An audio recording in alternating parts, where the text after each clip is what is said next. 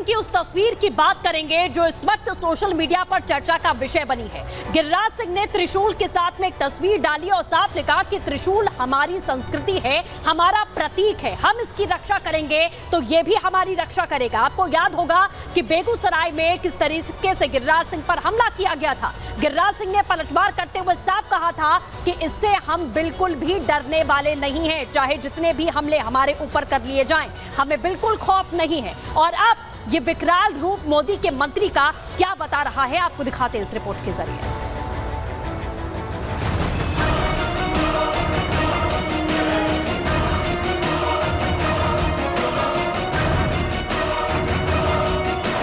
मोदी के मंत्री का रौद्र अवतार।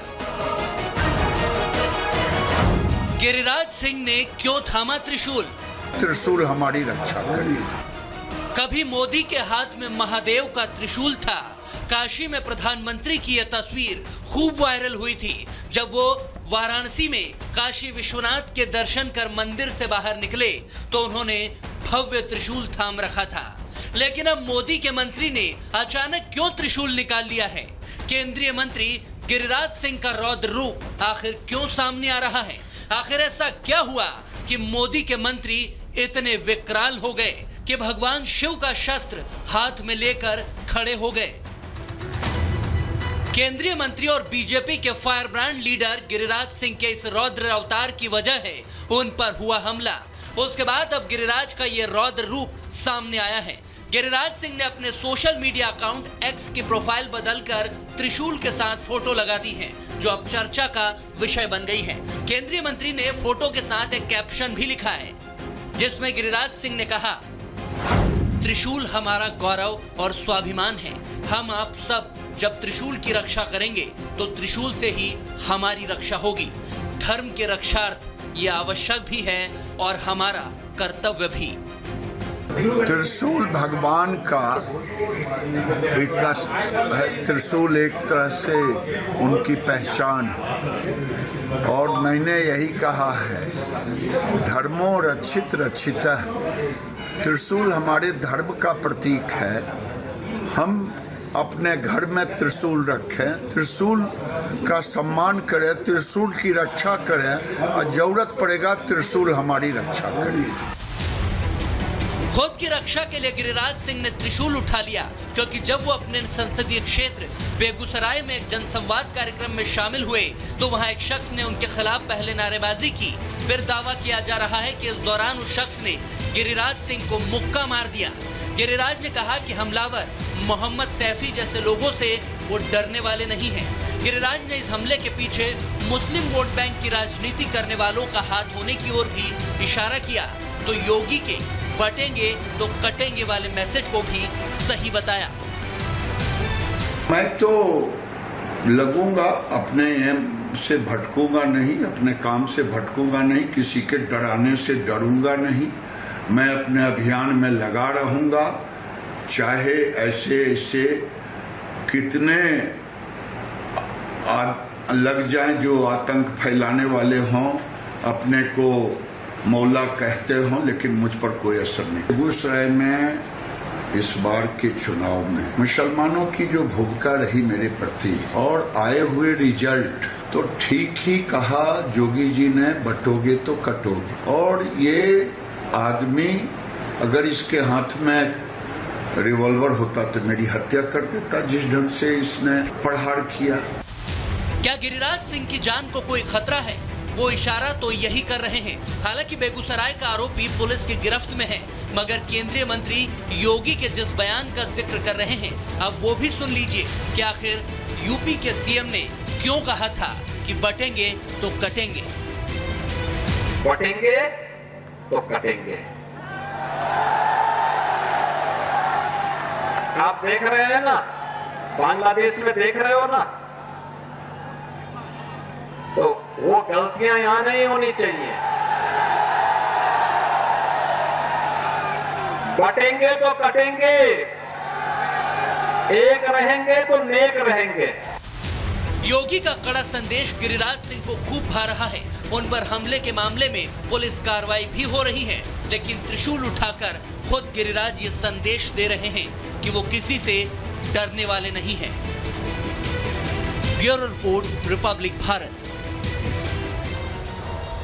देश में विपक्ष को इस वक्त दो नेताओं से बहुत बड़ी दिक्कत सामने आ रही है। एक तरफ उत्तर प्रदेश के मुख्यमंत्री योगी आदित्यनाथ जो लगातार अपने एक्शन के लिए जाने जाते हैं, दूसरी ओर असम के सीएम हेमंता जिन्होंने बैक टू बैक दो ऐसे फैसले ले लिए कि अब इंडी गठबंधन परेशान हो चुका है।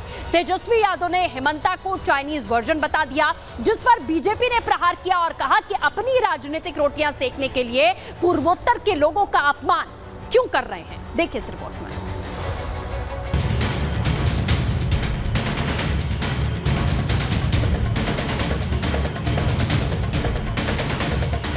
ये योगी जी के चाइनीज रेप्लिका है। मुस्लिम वोट बैंक की पॉलिटिक्स करने वालों को हेमंता के नाम से बहुत चिढ़ होती है। यूपी में योगी के एक्शन से परेशान विपक्ष अब हेमंता को टारगेट करने में लगा है। इसीलिए तो इंडी वाले अब विवादित बयानों और अपमान वाली भाषा से भी परहेज नहीं करते। तेजस्वी ने हेमंता को चाइनीज वर्जन बताकर वही किया, जिसको लेकर अब तेजस्वी की घेराबंदी तेज हो चुकी है और सियासत गरमाने लगी है। चाइनीज वर्जन पुकारते हैं, मतलब क्योंकि हेमंता जी का जन्म असम में हुआ है, उनको बार बार चाइनीज इस शब्द से संबोधित करना। यदि आप चाहते थे ये कहना कि वो एक चीपर या सस्ता वर्जन है तो वही से कह देते, पर कहने का मकसद ये है कि आप चाइनीज हो। और इसीलिए मैं कहता हूं सैम पित्रोदा की आत्मा घुस चुकी है तेजस्वी यादव में।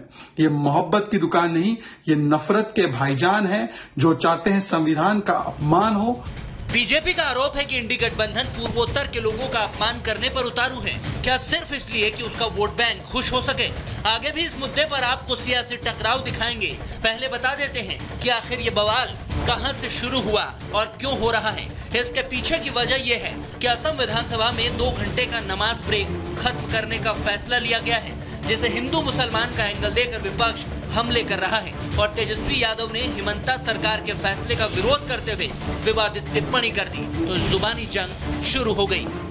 अभी कोई लोग आपत्ति कर रहा है। मेरा ये बोलना है कि आप लोग में जुम्मा का 4 घंटा का ब्रेक दे दीजिए, तो अब असम विधानसभा भी 2 घंटा का ब्रेक दे देगा।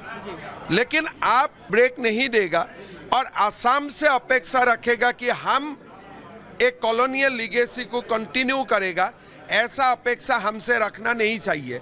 जो वहाँ के मुख्यमंत्री हैं वो सस्ती लोकप्रियता चाहते हैं। ये योगी जी के चाइनीज रेप्लिका है। ये चाहते हैं कि भाई पूरी तरीके से जो है माहौल जो है बिगड़े। वहाँ योगी जी बुलडोजर चलवा रहे हैं, यहाँ नमाज जो है बंद करवाने का काम करते हैं।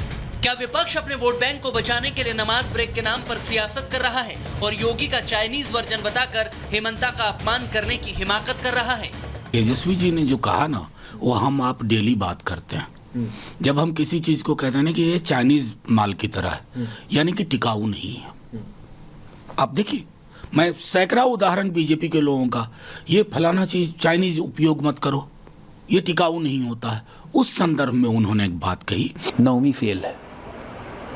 अब वो चाइनीज कह रहा है किसी मुख्यमंत्री को, तो उसकी मानसिक अवस्था का हिसाब किताब आप लोग लगा सकते हैं। संविधान का स नहीं पता है, संविधान करते रहते हैं। किस संविधान में लिखा है कि जुम्मे की नमाज पढ़ने के लिए 2 घंटे की छुट्टी दे दो? बिहार में अगले साल चुनाव होने हैं और अभी से जाति धर्म के नाम पर सियासत हो रही है। इंडी तीसरी बार भी जब चुनाव में मोदी के खिलाफ कमाल नहीं कर पाया, तो अब मोदी के योद्धा यानी कि योगी और हेमंता के फैसलों को टारगेट करने पर आमादा है, जिस पर जोरदार सियासत हो रही है। कोई मुख्यमंत्री धर्म विशेष के खिलाफ अगर एक्शन करिएगा और आप नकल करिएगा उत्तर प्रदेश वाले का, तो डुप्लीकेसी को क्या कहते हैं? डुप्लीकेट एक्शन को कहते हैं चाइनीज वर्जन, जो टिकाऊ नहीं है मार्केट में, उसी को ना चाइनीज वर्जन कहा जाता है।